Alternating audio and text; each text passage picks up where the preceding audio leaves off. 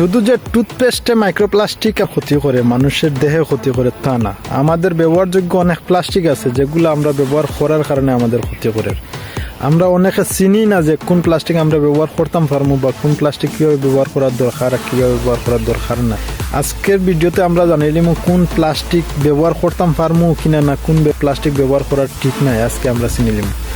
আমরা যদি কেনার সময় প্লাস্টিকের কিছু কোড আছে, ওই কোডগুলো আমরা যদি চিনি লাই তাহলে প্রথমে বুঝলিম আমরা দ্বিতীয়বার ব্যবহার করতাম পারবো কিনা, বা কোন প্লাস্টিক খাবার রাখার উপযোগী বা ব্যবহার করার উপযোগী কিনা না আগে আমরা চিনিলাম। প্লাস্টিকের কিছু কোড বা চিহ্ন আছে, ওই কোড বা চিহ্ন যদি আমরা জানিলাই বা ধারণা নেই গে, তাহলে আমরা প্লাস্টিকের যে কোনো জিনিস কেনার সময় আমরা ওই কোড বা ওই চিহ্নগুলো দেখলে আমরা বুঝিলিম ওই প্লাস্টিকটা দ্বিতীয়বার বা স্থায়ীভাবে ব্যবহার করা যাইব নি, বা এই প্লাস্টিকটা মানুষের ব্যবহার উপযোগী কিনা না।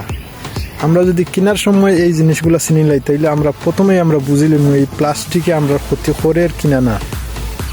আমরা প্রথমে চিনিলিম কোন প্লাস্টিককে মানুষের ক্ষতি করে আর কোন প্লাস্টিককে মানুষের ক্ষতি করে না। প্রতিটা প্লাস্টিকের গায়ে কিছু চিহ্ন বা সংখ্যা লেখা থাকে, যার ফলে তারা ওই সংখ্যা বা চিহ্ন দ্বারা আমাদেরকে পণ্যটি ব্যবহারের জন্য উপযোগী কি না, পণ্যটি ব্যবহার করা যাবে কি না, এই চিহ্ন দিয়ে তারা আমাদেরকে নিষেধ বা সতর্ক করে দেয়।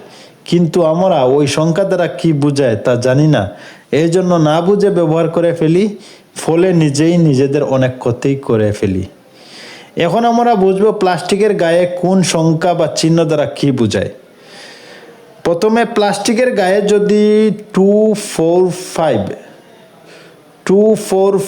অর্থাৎ 2, 4, 5 লেখাগুলার মধ্যে বা সংকেতগুলোর মধ্যে যে কোনো একটি চিহ্ন থাকে, তাহলে বুঝে নেবেন ওই পণ্যটি আপনার ব্যবহারের উপযোগী করে তৈরি করা হয়েছে। অর্থাৎ এইটা ব্যবহার লং টাইম ব্যবহার করলে, খাদ্যদ্রব্যের মধ্যে ব্যবহার করলে কোনো সমস্যা হবে না, এটা ব্যবহারের উপযোগী করে তৈরি করা হয়েছে। আর যদি কোনো প্লাস্টিকের গায়ে 3, 6, 7 অর্থাৎ 3, 6, 7 এই সংখ্যাগুলোর মধ্যে যে কোনো একটি সংখ্যা লেখা থাকে, তাহলে বুঝে নেবেন এইটা ব্যবহারের অনুপযোগী, এটা ব্যবহার করা যাবে না। এটা খাবার দ্রব্য পাত্র যদি ব্যবহার করে তাহলে ক্ষতি হওয়ার সম্ভাবনা আছে, সুতরাং এটা খাবারের পাত্রে ব্যবহার করার জন্য নয়।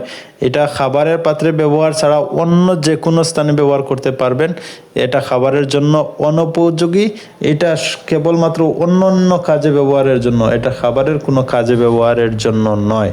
আর শুধুমাত্র কোনো পণ্যের গায়ে 1 লেখা থাকে অর্থাৎ 1 লেখা থাকে, তাহলে বুঝে নেবেন এই পণ্যটি শুধুমাত্র একবার ব্যবহার